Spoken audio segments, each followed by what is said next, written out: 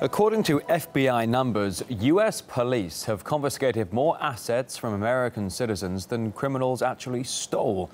A process called civil forfeiture allows authorities to seize property on only the suspicion it was acquired illegally.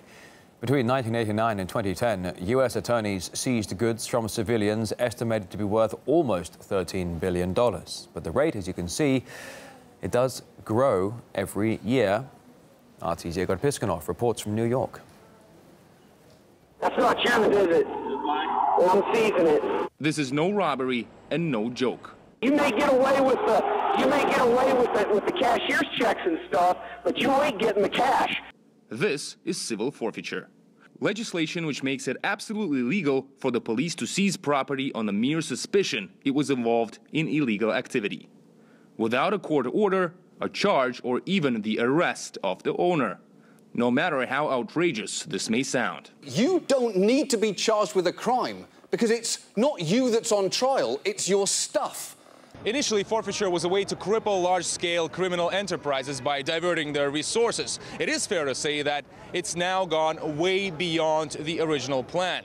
Last year, though, the police really outdid themselves, for the first time taking more assets from Americans than the criminals.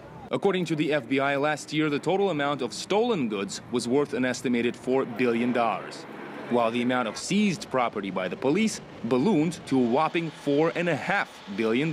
There's some limitations on it. You know, it's actually there's not really on the forfeiture stuff.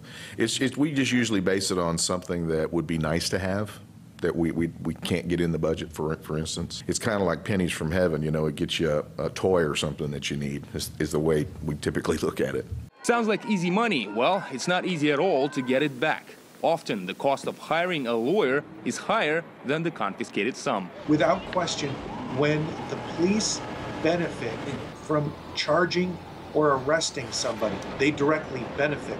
That, by its very nature, is a conflict of interest and frankly weakens the legitimacy of the criminal justice system within the United States.